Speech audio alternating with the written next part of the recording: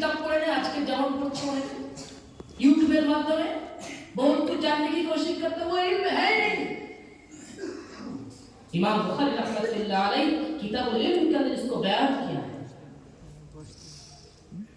अल इल्म बितलम्मुस, तो जो तिलमीज बनता है, जो शागिर्द बनता है, जो अपने उस्ताद के सामने 2000 होकर बैठ कर सीखता है, वही इल्म है।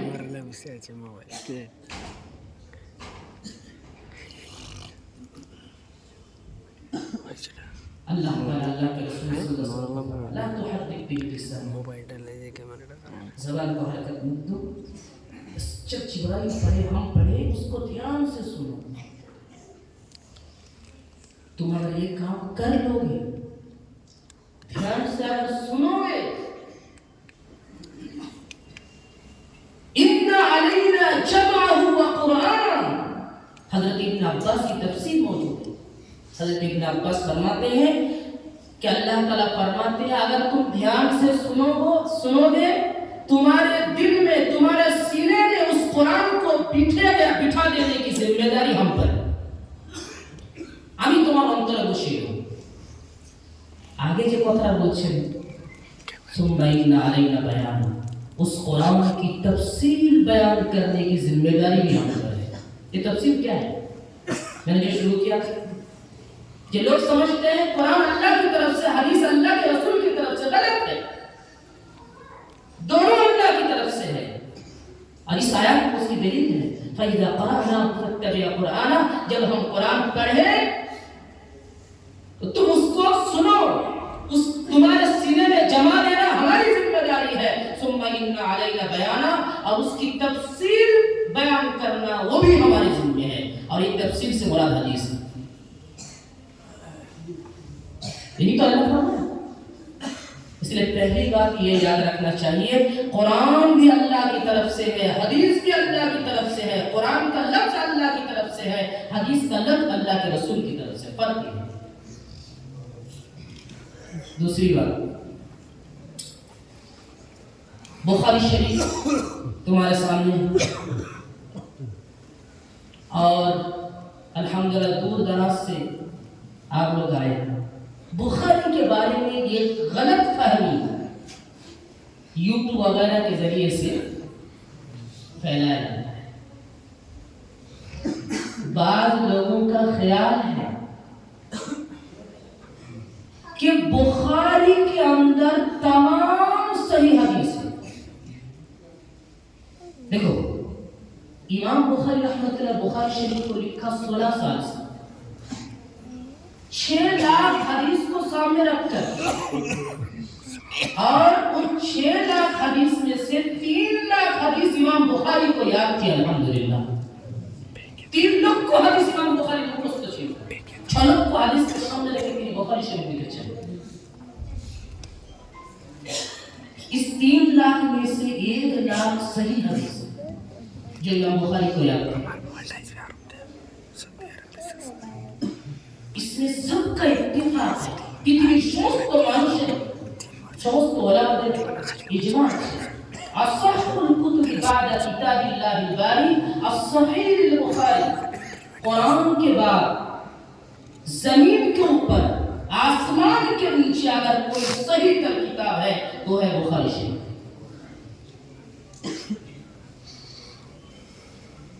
বুখারী শরীফের মধ্যে হাফিজ ইবনে হাজার আসকালানী রাহিমাহুল্লাহ যেটা বুখারী শরীফের সবথেকে নির্ভরযোগ্য ব্যাখ্যা গ্রন্থ ফাতহুল বারী, তার মধ্যে তিনি লিখেছেন ফাতহুল बारी के अंदर हजरत लिखा है कि बुखारी के अंदर कुल मिलाकर मुताबात और मरफूआत ये सब मिलाकर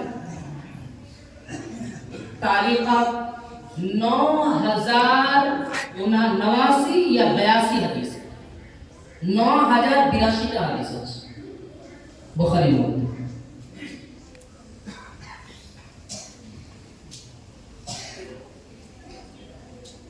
सब हदीस सही, तमाम हदीस सही, लेकिन ये कहना कि तमाम सही हदीस बुखारी के अंदर ये गलत है।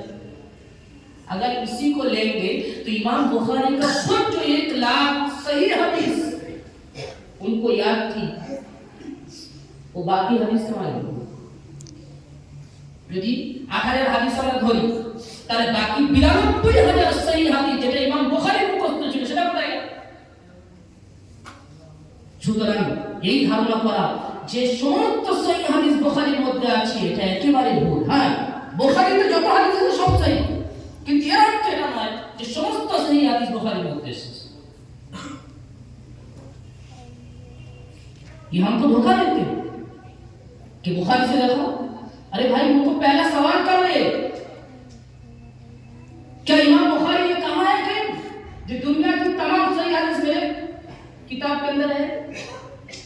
हालांकि इमाम बुखारी रहमतुल्लाह खुद इसको वजाहत फरमाया कि मा अवरतु फी किताबी हादा इल्ला सहीह, मैं इस किताब के अंदर जितने हदीस ले आया सब सही है, वलक़द तरक्तु कसीरन मिन अस्सिहाह, लेकिन मैंने हजार सही हदीस को छोड़ दिया है।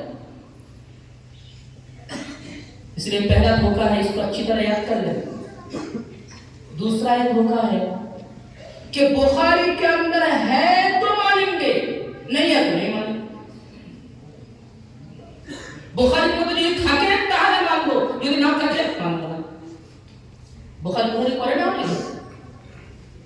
ये भी गलत है। मैं ये दावा के साथ कह सकता हूं, अरे हमारे बड़ों का कौल है, मेरा नहीं। उनका फरमान है बुखारी के अंदर जहां आजान देते हैं, आजान और कलिमात जो आजान है अल्लाह अकबर से लेकर ला इलाहा इल्लल्लाह तक, ये कलिमात आजान जो है बुखारी के अंदर कहीं भी नहीं, कहीं भी नहीं है बुखारी के अंदर कलिमात आजान। तो बुखारी के अंदर है तो मानेंगे, नहीं है तो नहीं मानेंगे। तो कहा अजान आज से छोड़ देंगे क्या? इसलिए बुखारी के अंदर है तो मानेंगे, गलत है। बुखारी के अंदर बैठ कर पेशाब करने का जिक्र कहीं भी नहीं। अल्लाह के रसूल खड़े होकर पेशाब फरमाया, बुखारी के अंदर इमाम बुखारी एक ही हदीस को कई मर्तबा ले आए, लेकिन इमाम बुखारी रहमतुल्लाह अलैह बैठने की हदीस जिक्र ही नहीं किया इमाम बुखारी के अंदर।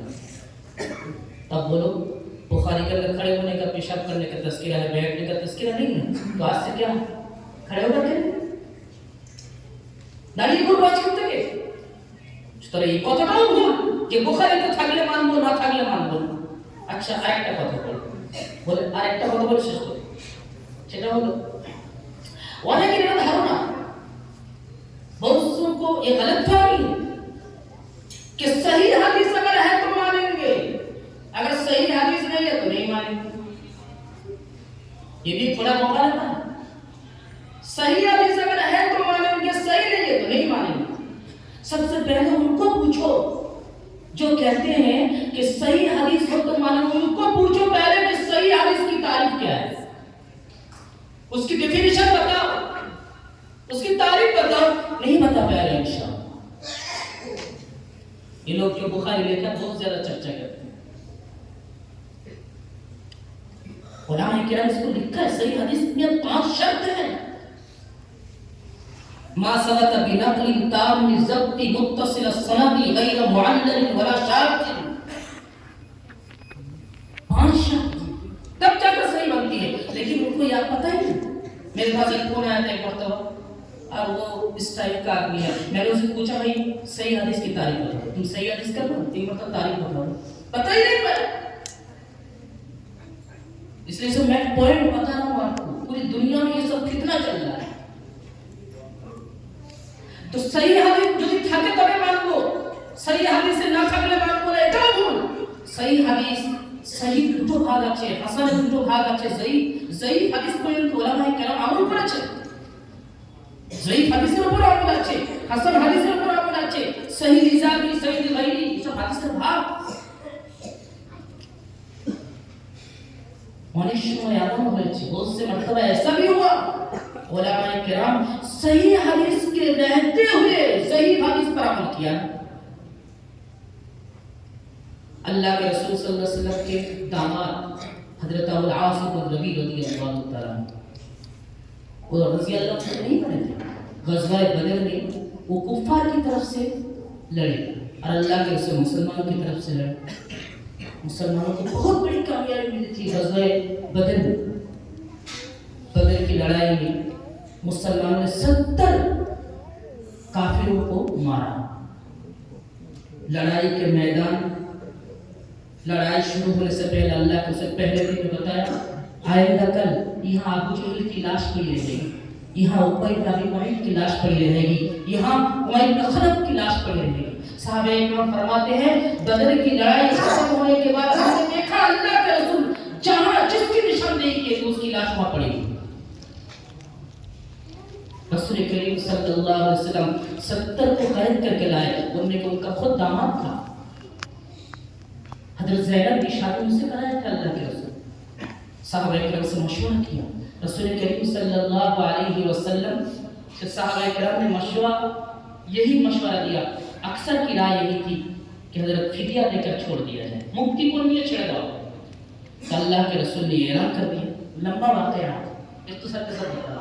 اللہ کے رسول صلی اللہ علیہ وسلم نے اعلان کر دیا کہ فدیہ لے کر چھوڑ دیا جائے. ابو العاص بن ربیع کو چھڑانے کے لیے اللہ کے رسول کی بیٹی حضرت زینب جو مکے میں تھی اپنے شوہر کو چھڑانے کے لیے وہ ہار بھیج دی تھی، جو ہار حضرت خدیجہ الکبریٰ نے زینب کی شادی کے وقت دی. اللہ کے رسول کے سامنے جب وہ ہار آیا، اللہ کے رسول دیکھ کر اپنے آنکھ کی آنسو کو روک نہیں پائے. صحابہ کرام نے کہا یا رسول اللہ ہم چھوڑ دیتے ہیں آپ کے داماد کو، ایسے ہم چھوڑ دیتے. رسول کریم صلی اللہ علیہ وسلم اپنے داماد سے معاہدہ کرایا مکہ جب پہنچو گے میری بیٹی کو وہاں سے بھیج دینا. 2 صحابہ کو ساتھ میں بھیجا. مکہ پہنچنے کے بعد زینب کا اللہ کے رسول صلی اللہ علیہ وسلم کا داماد ان 2 صحابی کے ہاتھ میں دے دیا. اللہ کے رسول سے جو وعدہ کیا وہ وعدہ نبھایا، حالانکہ کافر ہے. یہ 2 ہجری کا واقعہ ہے. 8 ہجری میں فتح مکہ کے وقت ان کا دامن ابو العاص بن ربیع اسلام میں آیا. ابھی زینب اللہ کے رسول کے پاس تھی. مکہ فتح ہونے کے بعد اللہ کے رسول صلی اللہ علیہ وسلم جب ابو العاص بن ربیع وہ مسلمان ہوئے تو اللہ کے رسول صلی اللہ علیہ وسلم زینب کو ابو العاص کے نکاح میں پھر دیا. اب یہاں 2 طرح کی حدیث ہے، یہ میں بتانا چاہتا ہوں. ایک حدیث یہ ہے کہ پہلے جو پرانا جو نکاح تھا، پرانی جو شادی تھی اسی شادی کی بنیاد پر واپس کیا یا نئے سے شادی. صحیح حدیث میں ہے جو پرانی جو شادی ہے اسی شادی کی بنیاد پر ان کو واپس کرایا، نئے سے شادی نہیں کرایا. اور ضعیف حدیث میں یہ ہے نیا سے شادی کرایا.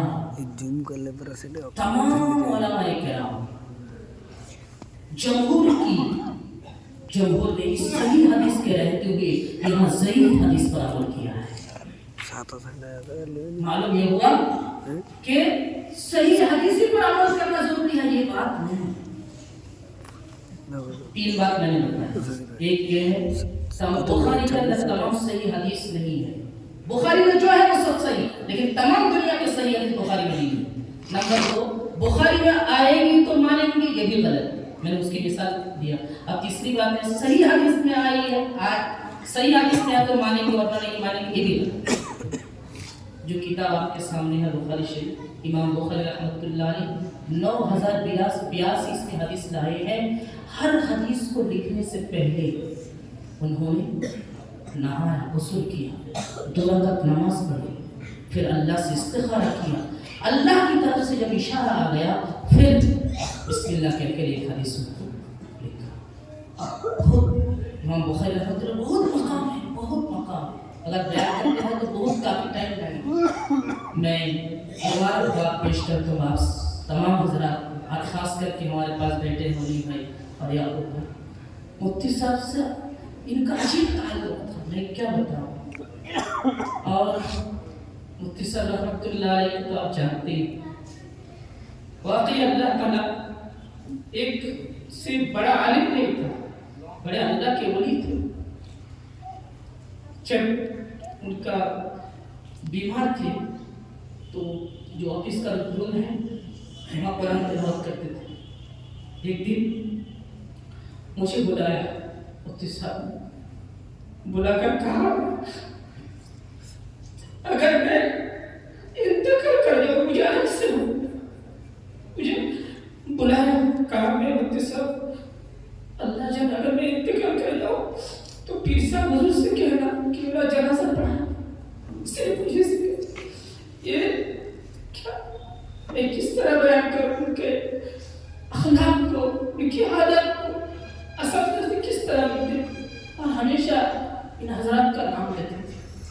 آپ کا علامہ مبارک یہ جزیرہ میں آپ کی جو خدمت ہے انشاءاللہ اس کا بدلہ تو اللہ نے دے، اور آپ تمام حضرات خاص کر کے আপনারা যারা সবাই এসেছেন বিশেষ করে খেয়াল রাখবেন দুটি প্রতিষ্ঠান যেন আল্লাহ পাক হেফাজত রাখেন।